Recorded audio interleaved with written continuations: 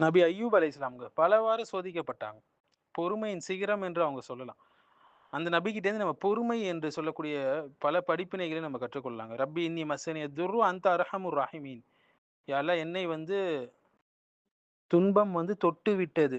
வஅன்த அர்ஹமுர் ராஹிமீன். நீ தான் கருணையாளனுக்கெல்லாம் கருணையாளன் என்று சொன்னாங்க. அல்லாஹ்வுடைய பெயரை சொல்லி துவா செஞ்சாங்க. ரொம்ப அவங்க என்ன சொன்னாங்க, நம்மளா இருந்தா என்ன சொல்லியிருப்போம்? அது இதுன்னு சொல்லி பலவாறு கம்ப்ளைண்ட் பண்ணியிருப்போம் இல்லைங்களா? ஆனா அவங்க அழகாக சொல்றாங்க பாருங்க. துன்பம் என்னை தொட்டு விட்டது என்று சொல்றாங்க. லேசா சொல்றாங்க அத பாருங்க. அல்லாஹ்வோட அவங்க மெயின்டெயின் பண்ண அந்த அதபை பாருங்க.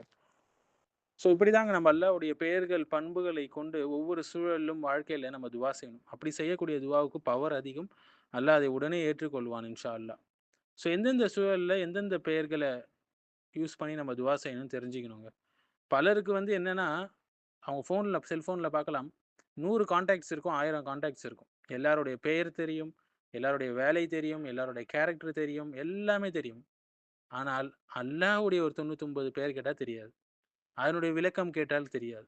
சிலர் அப்படியே மனப்பாடம் பண்ணி கட கட கடன்னு ஒப்பிப்பாங்க. ஆனா அதைக் கொண்டு எப்படி நாம் வாழ்க்கையாக வாழ வேண்டும் என்று தெரியாது. பெரிய முசீபத் சகோதரர்களே!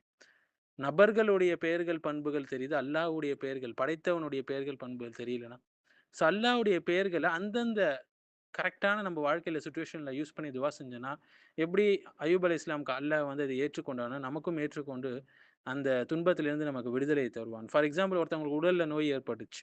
ஏதோ ஒரு காய்ச்சலோ, ஏதோ ஒரு நோய் ஏற்பட்டுச்சு.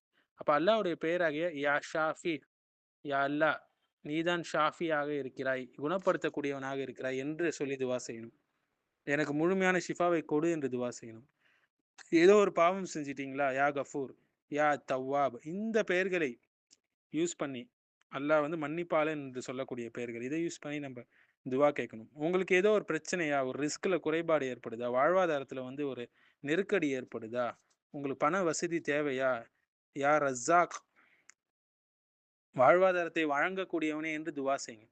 ஹலாலான ரிஸ்கை கொடு என்று துவா செய்யுங்க. உங்களுக்கு ரொம்ப மன அழுத்தமா இருக்கா? ஏதோ ஒரு பெரிய கஷ்டத்தில நீங்க இருக்கீங்களா? யா ரஹ்மான், யா ரஹீம் என்று துவா செய்யுங்க. கருணையாளன் என்ற இந்த அல்லாஹ்வுடைய பெயரை யூஸ் பண்ணி துவா செஞ்சீங்கன்னா, அல்லாஹ் உடனே உங்களுக்கு பதில் அளிப்பான். யா ரஹ்மான் என்னுடைய மனதை அமைதிப்படுத்து என்று கேளுங்க. ஒரு விஷயத்துல எந்த வழிகாட்டல் இல்லாம தவிக்கிறீங்களா? யா ஹாதி நேர்வழி காட்டுபவனே என்று அல்லாஹ்வை கூப்பிடுங்க. துவா செய்யுங்க. எனக்கு சரியான பாதையில வழிநடத்து என்று துவா செய்யுங்க. நிச்சயமாக அல்லாஹ் உங்களை கைவிட மாட்டான். ஒரு அநியாயம் உங்களுக்கு நடக்குதா? உங்கள யாரோ ஒடுக்குறாங்களா? யா ஹக்கீம் அல்லாஹ் நீதிமானாக இருக்கிறான். ஞானவானாக இருக்கிறான். அதை கொண்டு துவா செய்யுங்க. ஏதோ ஒரு பயம் உங்களுக்கு அச்சம் ஏற்படுதா? ஒரு பாதுகாப்பு வேணுமா? யா ஹஃபீத் பாதுகாப்பவனே என்று அல்லாஹ்வுடைய பெயரை கொண்டு துவா செய்யுங்க. மேலும் கல்வி ரீதியாக உங்களுக்கு வந்து கல்வி இன்னும் அதிகமாக வேண்டுமா? யா அலீம் என்று துவா செய்யுங்க. அலீம் என்றால் அனைத்தையும் அறிந்தவன் என்று அர்த்தம். நீங்கள் பலவீனமாக உணர்றீங்களா? உங்களுக்கு அல்லாஹ்வுடைய உதவி தேவைப்படுதா? யா கவி, யா மத்தீன் என்று துவா செய்யுங்க. இதற்கு வலிமையானவன் என்று அர்த்தம். வாழ்க்கையில சிக்கல்களா இருக்கா? எல்லா கதவுகளும் மூடப்பட்டுச்சா? அல்லாஹ்வுடைய கதவு மூடப்படாதுங்க. யா ஃபத்தாஹ் என்று துவா செய்யுங்க. திறந்து கொடுப்பவனே, அல்லாஹ் விசாலமாக திறந்து கொடுக்கக்கூடியவனாக இருக்கிறான். உங்கள் பிரச்சனையிலிருந்து வெளிவரக்கூடிய வழியை அவன் திறந்து கொடுப்பான். உங்களுக்கு ஈமானை திறந்து கொடுப்பான். நூரை திறந்து கொடுப்பான். இல்மை திறந்து கொடுப்பான். என் பிரச்சனைக்கான தீர்வை திறந்து கொடு என்று அல்லாஹ்கிட்ட கேளுங்க. ஸோ அல்லாஹ்வுடைய பெயர்கள், பண்புகள் வந்து ஒரு போர்டு மாரி செஞ்சு டிசைனா மாட்டி வைக்கிறதுக்கு அல்லங்க.